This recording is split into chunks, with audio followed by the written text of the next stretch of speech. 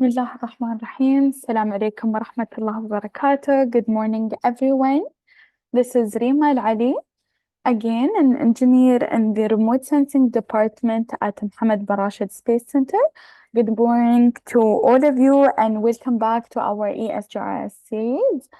It's a great pleasure to welcome you all to our sixth monthly webinar in 2023 within the Emirati Society of GIS and Remote Sensing.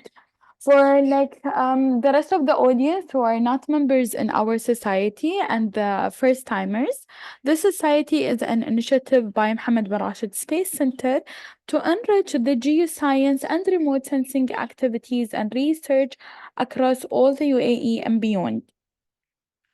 Our webinar today will discuss building a loss and damage atlas driven by satellite data for climate change resilience project, which was introduced by the UAE Space Agency in partnership with Planet Labs. The project aims to extend technology and expertise to developing countries, helping them to tackle the loss and damage resulting from climate change and to establish an early warning system. So our webinar for today will be more of introducing a project that all of you could, let's say, participate in. That I will have for today around 3 speakers. And then let's say a representative from UAE Space Agency to introduce you to the project, the outcomes, the opportunities that you'll be having in such projects. So please join me to welcome our speakers for today, starting from Farman, Mr. Adel Yousefi, a developer and researcher at Farman Startup.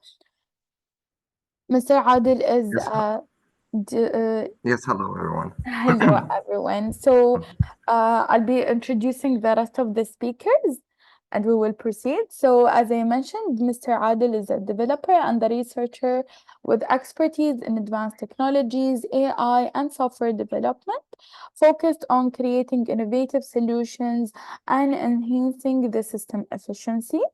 Moving to our next speaker from Bayanat, Mrs. Soma Mukherjee, and GIS software developer. She has experience in the geospatial domain for a span of 15 years, working with different entities within the UAE and outside. During her work, she has involved in complete life cycle of development of the GIS applications, project management, and such. During the development phase of the geospatial analytics platform, she was assigned as a project manager as well. Moving to our last speaker for today from Planet Labs, Miss Luisa. She's a strategic programs manager, currently leading Planet's contribution to several strategic programs such as the UAE Space Agency Loss and Damage Atlas, as well as the NICFI satellite data program. Luisa has over 10 years of experience working with stakeholders from government, business, and civil societies to support them in making the best possible use of the data and digital tools with a focus on climate actions and biodiversity conservation. Before I start, I would like to welcome our speakers and thank them all for their time and the efforts they're putting in such, let's say, sector in our country. And we're very happy that we have them all on board with us today in our webinar. So we can start. I will hand over to my colleague, Hamda Shahi from the Space Agency, a strategic research senior researcher. She will start the webinar and we can proceed from there. Hamda, you can start. Thank you, Reem. Assalamu alaikum and hello everyone. Welcome to today's webinar under the title of Building a Loss and Damage Atlas driven by satellite data for climate resilience. My name is Hamda Shihri from the UAE Space Agency. First, I would like to thank our colleagues at Mohammed bin Rashid Space Center for hosting the webinar. It's our pleasure to be here with you today. So our webinar today is one of the main initiatives under the project, under the Space Analytics and Solutions Program, which is a dedicated program for space downstream applications. The major goal of this program is to facilitate and expedite the development of downstream applications based on satellite data, with a long-term goal of establishing a sustainable space ecosystem in the UAE. So it's mainly focused on creating commercially viable applications and value-added services to address local and international challenges.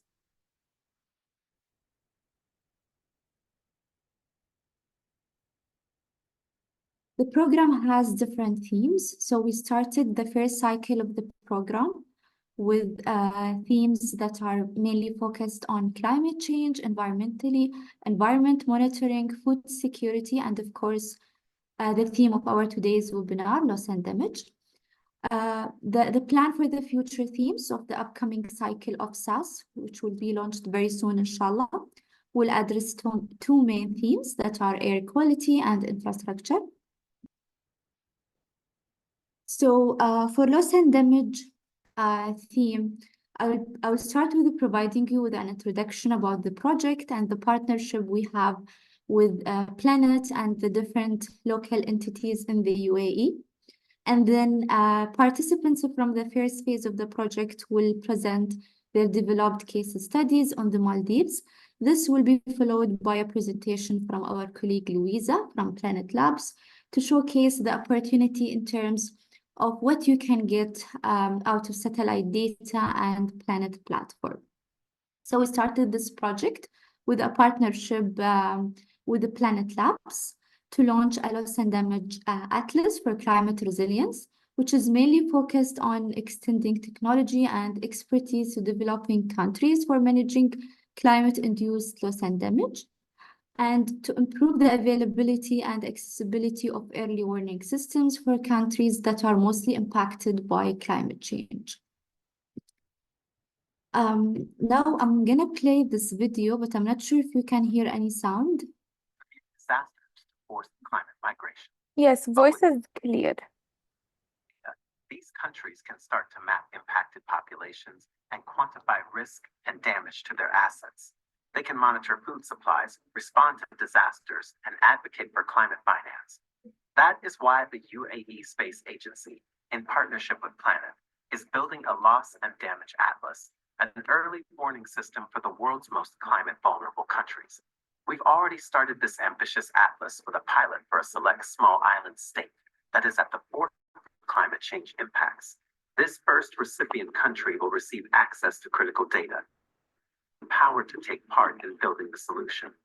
UAE local industry, startups, and universities are currently engaged in building demonstrable solutions for COP28, working hand in hand to address the challenges ahead.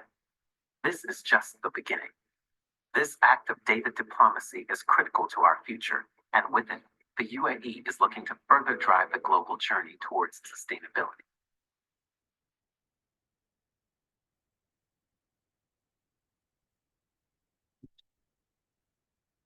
Okay, so as you saw in the video, the participants from the first phase of the project had the opportunity to be part and showcase their solutions at COP28 last year. So in addition to that, they had access to showcase their applications at the GIQ marketplace. So a key component of SAS program is the Geospatial Analytics platform, which is a digital platform for Earth observation applications to develop solutions that address national and global challenges in the form of space data applications and value-added services. The final products out of the different themes of SAS program, whether it's climate change, loss and damage, or food security, are all hosted at the marketplace of GIQ, because the major goal behind it is to support the downstream data management and the product development. It has multiple key features such as data ordering, AI-based analytics, and a marketplace. Now we can move to the second part of today's session. So I will leave the floor to my colleague Adel from Farman to present his case study. Yes, hello everyone. Just give me a second. I will share my screen.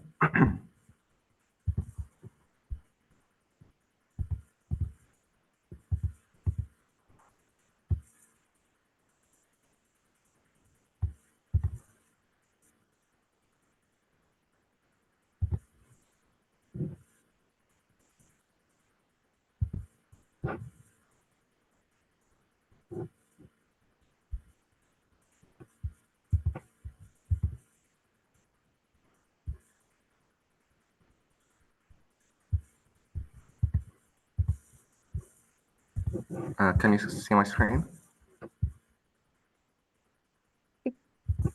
Yes, perfect. Okay. Hello everyone. My name is Adel Yousefi. I'm a developer and a researcher at Farman. And today we'll be talking about our research and study that we did on Maldives, which was one of the main countries that are affected by the climate change. But before starting into the results and the research itself, let's look into more why did we choose Maldives, or how is Maldives unique in that case. So Maldives contains around 1,000 islands located in the Indian Ocean, and it's one of most diverse biological places on Earth.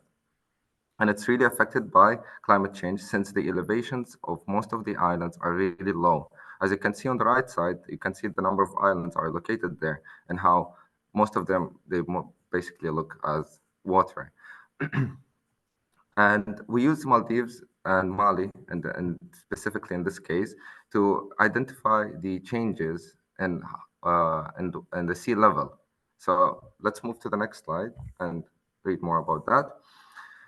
So how does climate change affect Mali? So as I mentioned earlier, the rise of sea levels is one of the most parts that affects Mali. Basically, it affects the coastal coral reefs and the low elevations. Basically, the islands sink every year under the water, every year around 1.5 meters, and with every year around 30 centimeters, as we can see later on in our research. So let's move to the next slide. So our focus will be basically on Mali, which is the island located down there. Let's move to the next slide. So in our research, we combined 3 different steps to get our results. We used high resolution imagery provided by Planet, combined with other data to build our deep learning models, which we call it data fusion. So let's see a high level methodology of that. So basically we get data from different sources, we process it, and then use it with our fusion model to get our deep learning model. Now let's move to the input imagery. So the image that we used in this case provided by Planet is as following, and the results are as follows. So the 2D result looks something like that. So as we can see, there is analysis just by using the satellite imagery. We can see the depth of every location on the island. The darker the color, the deeper the sea level there. So as we can see, if it's gray, it's a land cover in that case. Let's move to the next slide. And here's transect analysis 2018 versus 2023. And as we can see, in this case, Mali or Maldives generally is affected by the sea level increase. And for the more important part, which is the 3D analysis of the location. So as you can see on the blue lines, we can see that the sea level is actually increasing, and compared to the islands themselves, we can see that they're actually lowering down, which means the islands are slowly sinking with a mean of plus 7 centimeters every year. around 7 centimeters between 2018 and 2023. But generally, some locations sink more than the others, depends on the location itself. All of that was done just by using satellite imagery and some ground data to build our models. And that's mainly it. For the technical questions, I am open right now. You can ask me any questions. And thank you so much. I think, thank you so much, Mr. Adel. I think it's better to leave all the questions at the end so we can address everything. Yes, of course.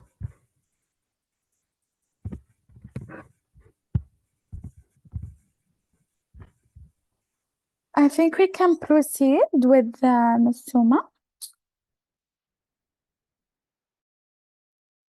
Thank you, Ms. Reem. Sharing my screen.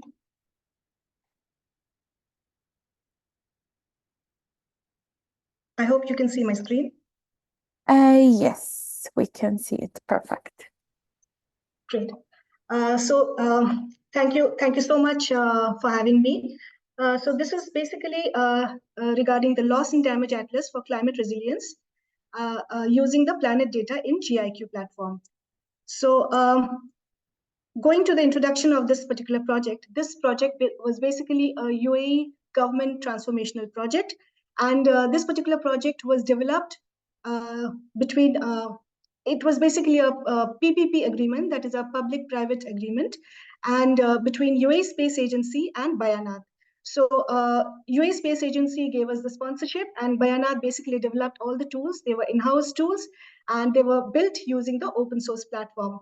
So regarding this particular project, this was made as a part of the marketplace. So initially, I will give you a short introduction of the GIQ platform so that you can understand how it is. And then it was hosted. I will show you how this particular project was hosted in the GIQ platform. So going to the introduction. So as I mentioned before, the UAE Space Agency and Bayanat have basically inked a collaboration agreement in order to create and manage a geospatial analytics platform. So this particular platform has a lot of features. The key features being number one, data ordering. With the help of data ordering, we could actually, so this is basically a one-stop shop wherein all kinds of satellite imagery providers have been listed, starting from ISI, Black Sky, Planet, Satellogic, Airbus, and Maxar. So we basically made use, we leveraged UAE Space Agency's contacts with various satellite imagery providers, and we were able to bring them in one particular platform. And with the help of this, we are able to actually order various kinds of images from all these satellite providers. And not only this, if you see the screen, if you see the data acquisition screen, you have both search, archive, and tasking. That is, both archive images as well as tasking facility is available for this particular platform. Going forward, the next next key feature, let's say, of the GIQ platform is the AI-based analytics. So here in the screen, what you see is basically various oil tanks that have been detected via AI functionalities. So basically, the GIQ platform will promote such kind of model training, automated model training, model data creation. So if you have your own models, you could actually upload it into the GIQ platform, as well as we have some pre-built models within our GIQ platform, which you could leverage to come up with various kinds of analysis. So this is basically supporting both optical imagery. You have models for both optical imagery and SAR imagery. Going to the next feature of the GIQ platform is the marketplace. In the marketplace, basically, this is supposed to be a one-stop solution wherein various kinds of models, various kinds of reports, and various kinds of applications are hosted. So we basically, UAE Space Agency wanted to promote all kinds of researchers, scientists to come up with their own space applications, to come up with their own researchers, own reports, and then that would be hosted in the GIQ platform. So that was the whole idea of this particular application or this particular platform. So over the time, the portal will become one-stop shop for geospatial business and result in a thriving geospatial economy for the UAE. Here, at this particular slide, you can see that the GIQ platform is basically entertaining various kinds of verticals, right from security, infrastructure, oil and gas, environment, maritime, and municipalities. So you name it. So whichever vertical is there. So we are trying to build up custom solutions for various verticals and then host it in GIQ platform so that it is able to manage various applications in one go. Now coming to the loss and damage project. So basically, if you see this application, it will be more clearer. So this, what you see on the screen is basically the GIQ application or the GIQ platform. And we have various functionalities over here. And here, if you see, this is the marketplace. And within the marketplace, we are basically hosting and promoting people from UAE to come and, host their applications, host their reports, host various models, AI models in this particular platform. And if you see the satellite imagery, so if you go to this particular screen, you will be able to see the various satellite imagery providers which the GIQ platform is currently supporting. And you will be able to order satellite imageries through this. Apart from this, we also have the models or the AI analytics key feature that I was talking about. Here, you have a set of pre-trained models which has been developed in-house by Bayanath. And also, we are promoting people or the local audience to log in and to not only host their applications, but also they can host their models and, that could be configured and they could make use of the satellite imagery provider functionality, and they could run various kinds of models on the satellite imagery as per the requirement. So this is just a quick overview of the thing. And also you can find all the reports. So if you go to the marketplace here, so whatever presentation or the loss and damage report that we have, now this is publicly available. You do not need a login for this. So you could just go to the giq.ae URL, and you could actually go to the marketplace over there, and then you could actually view all these various reports, various applications. And not only that, if you go to this GIQ, you can actually see the various features of GIQ along with the various tutorial videos, etc., that would help you to know the GIQ platform better and to make use of it. Now, going to this, so going to the loss and damage atlas for climate resilience. So we made use of UAE Space Agency's partnership with Planet, and we made use of Planet data to come up with a kind of change detection functionality in the GIQ platform. And so as you can see, the last line, we integrated the Planet API with the GIQ platform and implemented a change detection. And if you want to see this one, if you go to this, so you can actually see the various models. And here, if you see,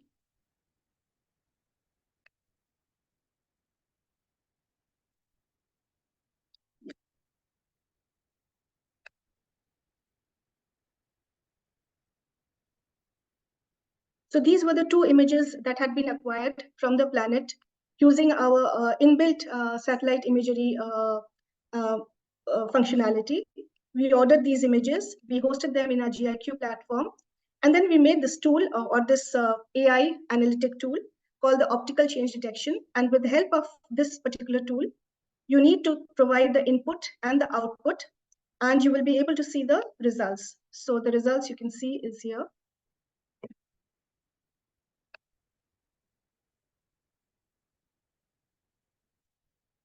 So wherever there was any change that was detected was immediately highlighted.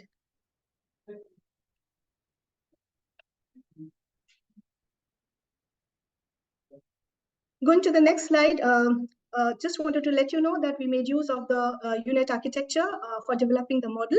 And we made use of open source datasets for both training and validation.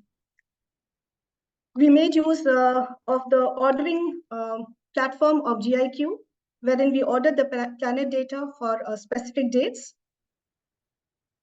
Here you can see the order result that on the left-hand side, and you can actually order that particular image. Here, this is showing the order submission screen. Once we ordered, as I showed you in the actual real platform, the real live demo. So we basically took the two input images and then we applied the change detection, and the results were shown in a separate layer in the form of a vector layer. So that can be further reused. You can further rectify the model, make it even more better. And this is how it looks like. And here, as you can see, this is the change detection workflow. Here you can see the results that has been highlighted.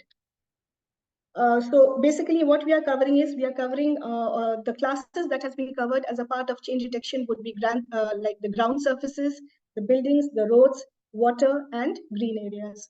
So this is basically for the Maldives region, and the bands that were used were RGB and NIR, of course, because it was optical imagery. So we were successfully able to do all kinds of environmental monitoring in order to detect the changes. So yeah, that's all from my side. And apart from this, you can actually go through a complete report that has been developed. So this is basically highlighting, so you can find both these reports in the marketplace. Please do have a look at them.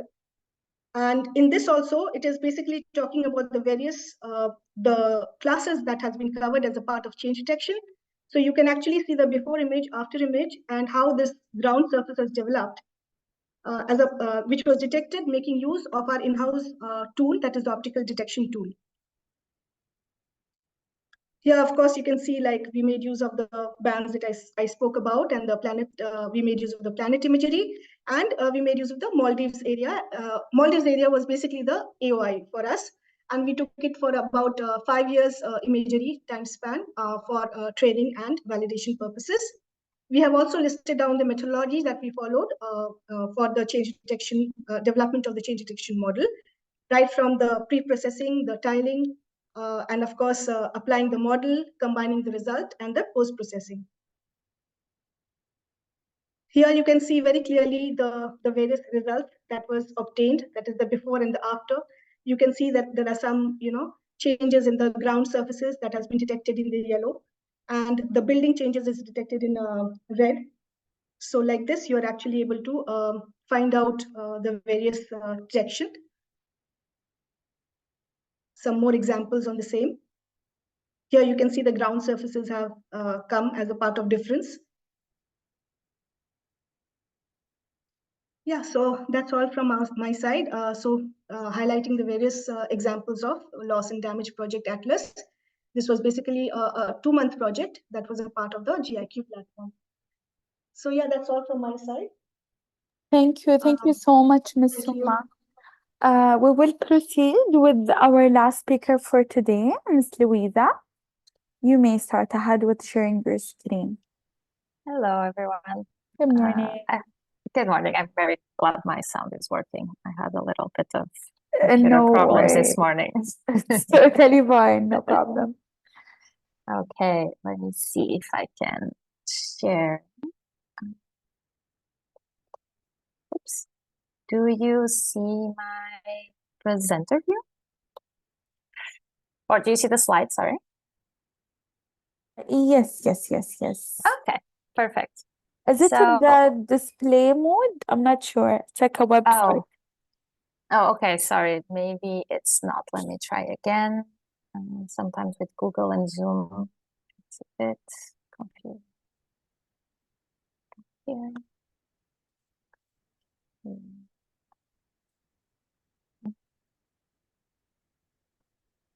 Oh, I think I know where it.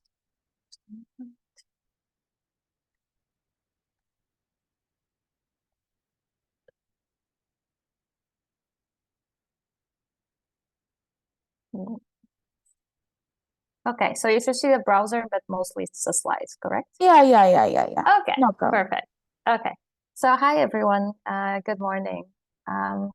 So I'm here representing Planet, and like I was indicated earlier by Hamda from the Space Agency, I'll be telling you a little bit about Planet's partnership with the space agency, and I'm gonna explain a little bit of the technical and in the terms of data products and data services that are part of the Loss and Damage Atlas. And I may give you a little overview about Planet in case you're not so familiar with it. We've heard already a lot of references to PlanetScope and to SkySat, so I'm just gonna go back to the basics of that in case you are not yet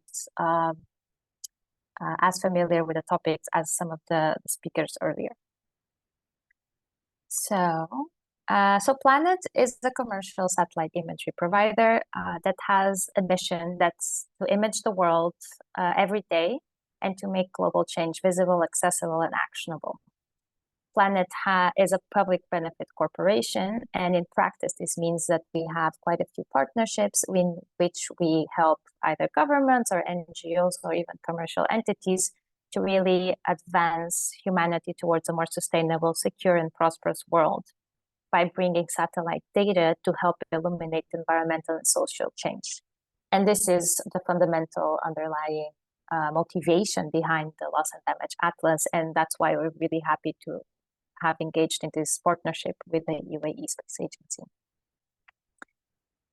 Coming back to Planet and what it means to be a commercial satellite imagery provider, we actually have a variety of constellations that give different kinds or create different kinds of data products. Here you can see the SuperDove and the SkySat on top.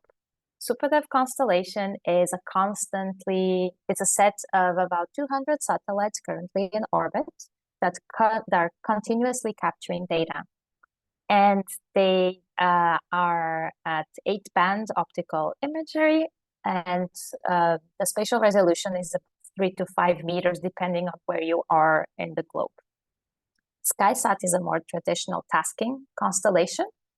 Here it says 21 satellites. A few have been retired in the meantime. I think we are about 16, but it's going to be replenished by an upcoming constellation called Pelican. These satellites are very high resolution of about 50 centimeters. And they are also optical, covering the RGB, near infrared, and they have pan bands. As well, in the future, we have a fourth, let's say, constellation planned, which is Tanager. That's going to be focused on hyperspectral tasking. So one of the things that makes Planet quite unique is not only its variety of spatial resolution. So here we see a comparison between Sentinel with Sentinel-2, that is a reference in terms of optical imagery at 10 meters. And we have both PlanetScope and SkySat, like I mentioned, at 3 meters and 0.5. This means that the data sets are actually they work quite well as a complement to each other.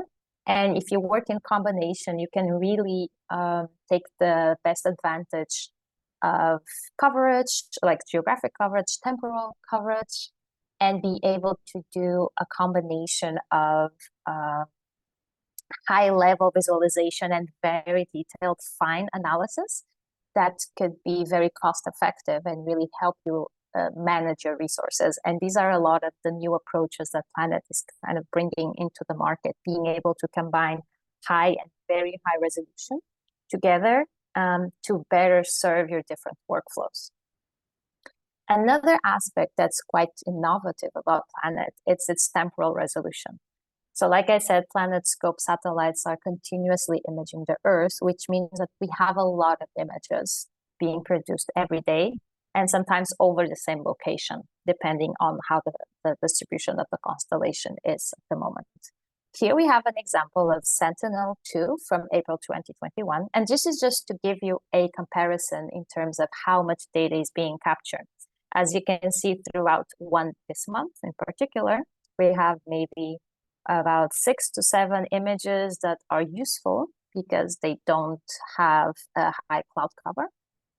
That's in comparison, in the same time or in the same month, PlanetScope has a lot more images being captured.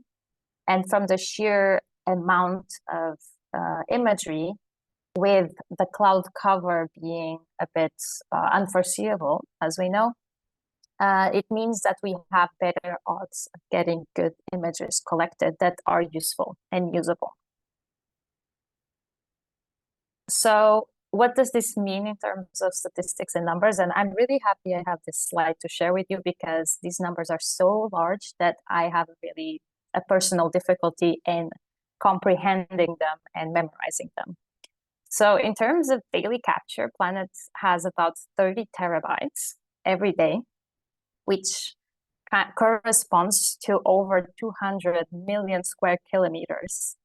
And this daily capture is building into an archive continuously since Planet was first created as a company, which was in 2015.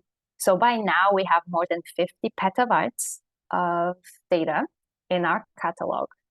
And this represents, in terms of one location on Earth, about 2,400 data layers. So we have stacks of about more than 2,000 images per location on the surface of the Earth.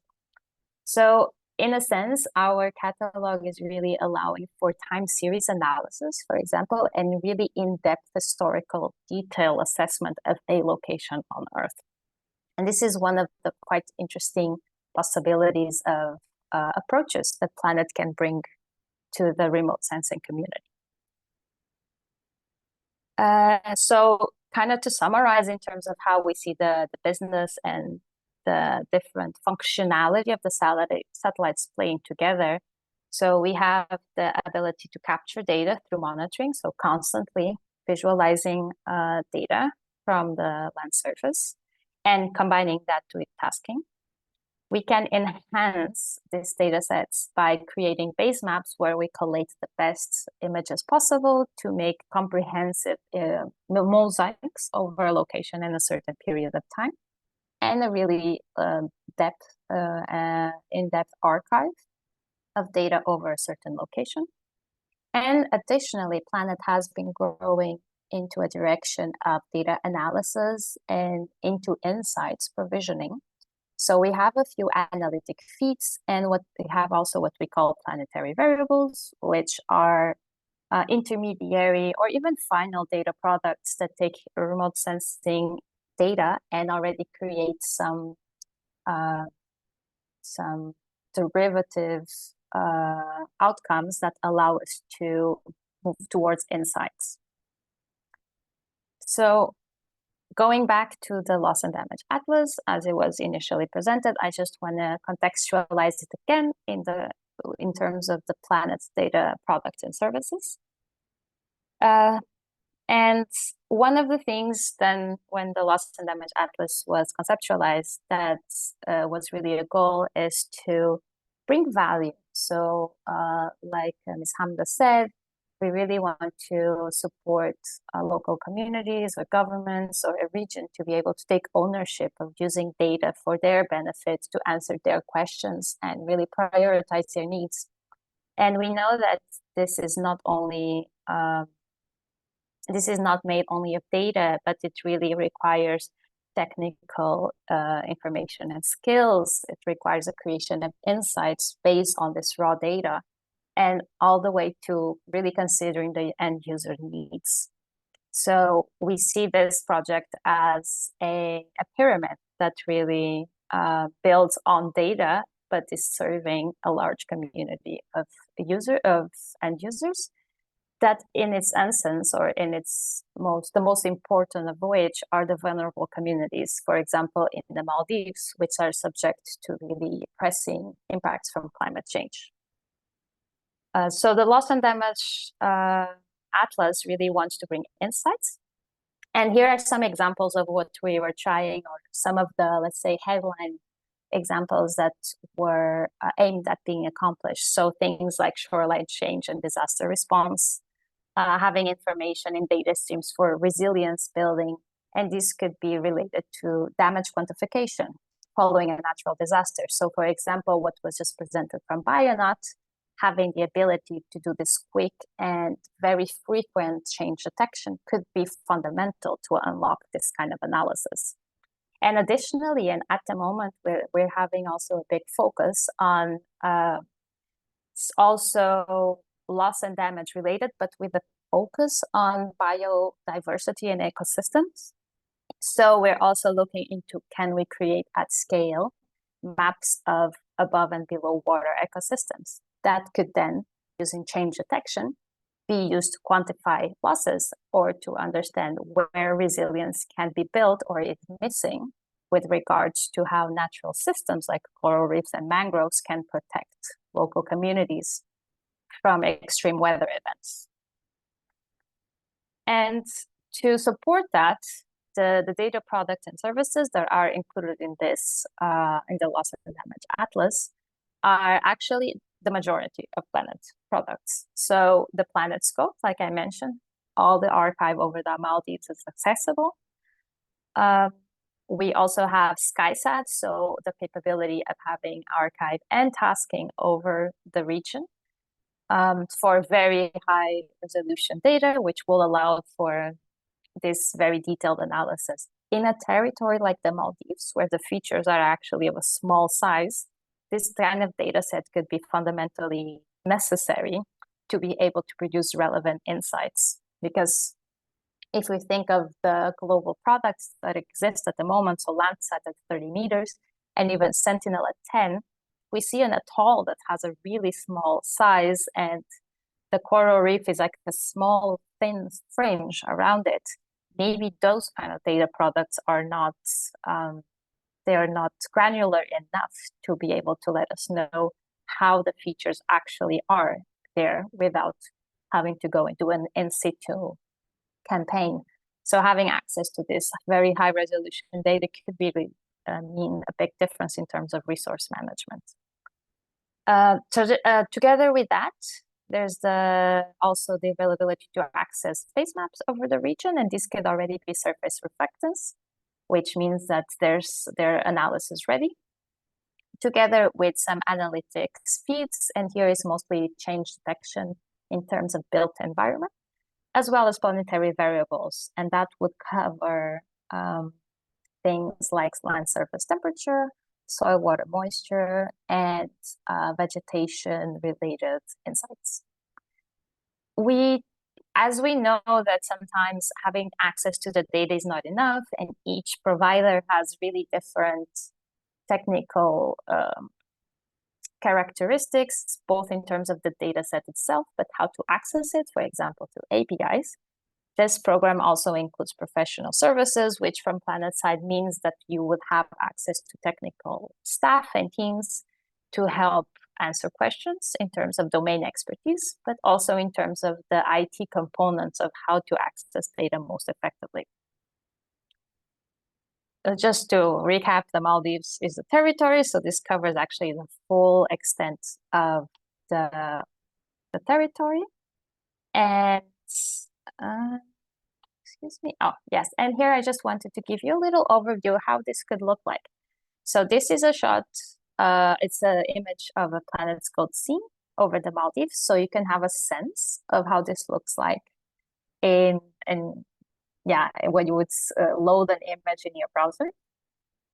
And the resolution is quite interesting. It really provides the ability of seeing quite a few features, despite being 3 to 5 meters. And this would be an example of a SkySat shot as well over the Maldives. So you see a lot of more granularity here. The zoom is not fully so get zoomed out, but as you can see, the details are much more fine. And lastly, I just wanted to show you an example of what this depth of data that I mentioned in terms of time series analysis could really unlock. So on the left, you just see a simple GIF just going through all the images starting, I believe, in 2020, no, not even 2016, up to 2021 and 2022, over an area in, I believe this is Imafushi. And you see the change, like you can just simply look at it and see how much has changed in that territory of the Maldives. And on the right side, we have the corresponding change detection. So having access to this kind of data at this frequency can really unlock interesting insights and analysis. And here I have just a quick overview of the planetary variables that Planet provides. Like I mentioned, soil water content, land surface temperature, biomass proxies, and planet analytics, which are focused on the built environment. And that was it. That's all I had for today. I'm very happy to receive any questions you may have, and we can always, of course, connect afterwards if you have any specific questions, or if you would like to explore any of these data sets or have any other kind of conversation that I could help with. Thank you very much.